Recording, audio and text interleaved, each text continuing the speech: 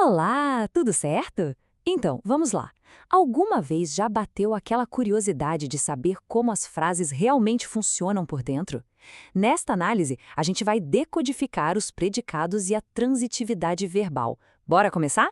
Para começar, toda oração tem um motor, sabe? Aquela peça central que meio que dita todas as regras. Mas qual seria essa peça? O que é que realmente dá vida e direção para uma frase? É isso aí, o verbo. Ele é o centro de comando de tudo. Se a gente entende o verbo, a gente decodifica a oração inteira. É a peça-chave do quebra-cabeça. Certo, então vamos dividir para conquistar. Basicamente, todos os verbos que existem se encaixam em dois grandes times.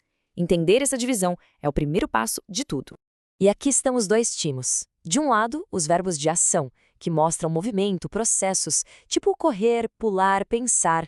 Do outro, os verbos de estado, que descrevem como algo é ou está, ser, parecer, ficar.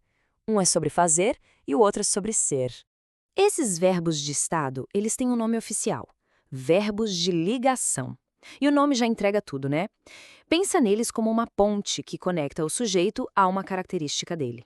Maria de um lado, feliz do outro. A ponte que liga os dois é o verbo estar. Agora, o interessante é que estado pode significar várias coisas. Pode ser um estado permanente, como em ele é uma pessoa calma. Pode ser algo passageiro, um estado transitório, tipo ele está calmo hoje. Um estado aparente, ele parece calmo, ou até uma continuidade, como em ele continua calmo. Cada verbo de ligação dá um toque, uma nuance diferente. Ok, agora que a gente já conhece os tipos de verbos, vamos ver como eles comandam o resto da frase, que é o que a gente chama de predicado. O verbo é o chefe aqui, e é ele quem decide o que o predicado vai fazer. Bom, quando o verbo é de ação, o que temos é um predicado verbal. A missão dele é bem clara: mostrar o que está acontecendo.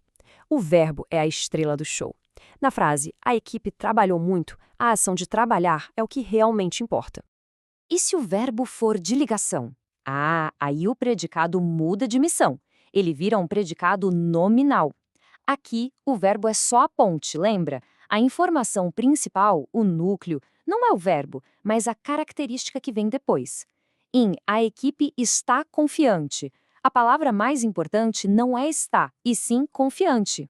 Certo, vamos focar agora só nos verbos de ação e num conceito chamado transitividade. Gosto de pensar nisso como se fosse a jornada do significado do verbo.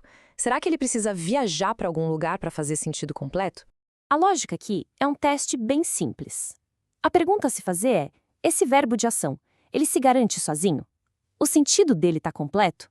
Se a resposta for sim, como está aí no slide, ele é intransitivo. O sentido para nele mesmo.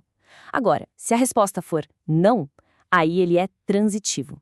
O sentido dele precisa transitar, precisa viajar até um complemento. Então, o verbo intransitivo é aquele autossuficiente. Pensa em o bebê nasceu ou as flores morreram. A ação está completa no próprio verbo. A gente não precisa de mais nada para entender a informação essencial. A jornada do sentido termina ali mesmo. Já os verbos transitivos, esses nos deixam esperando por mais. Se alguém chega e fala, eu comprei, a primeira coisa que vem à cabeça é, comprou o quê? O sentido de comprar precisa de um destino, de um complemento. Essa é a alma de um verbo transitivo. Agora, para esses verbos que precisam viajar, existem basicamente dois caminhos possíveis. Um caminho é direto, livre, o outro tem um pequeno obstáculo, ou como a gente vai chamar, um pedágio. E aqui está a grande sacada. Esse pedágio, que é o sentido do verbo às vezes precisa pagar para chegar ao seu destino, é a preposição. Aquelas palavrinhas de, para, com, em, elas funcionam como a cancela do pedágio, controlando o fluxo do sentido. Então, o resumo da ópera é o seguinte: se o verbo pega um atalho, um caminho direto para o seu complemento, sem precisar de preposição, ele é um verbo transitivo direto, e o complemento se chama objeto direto. Mas, se ele precisa passar pelo pedágio, ou seja, usar uma preposição, aí ele é um verbo transitivo indireto e o complemento vai ser o objeto indireto. E claro, tem aqueles verbos mais exigentes. Eles precisam de dois complementos para fazer sentido. Nesses casos, um complemento vem pelo atalho, sem pedágio, como objeto direto, e o outro passa pela preposição como objeto indireto. Tipo em, ele deu o presente para ela. Um complemento direto ou indireto. E para fechar, umas curiosidades. De vez em quando, um caminho que deveria ser direto, um atalho, acaba tendo uma preposição por questão de ênfase ou estilo. E tem o caso especial do verbo haver, né? Quando ele significa existir, ele age como um verbo que tem complemento, mas não tem sujeito. São as exceções que deixam a língua portuguesa tão interessante. E isso tudo nos leva à pergunta final.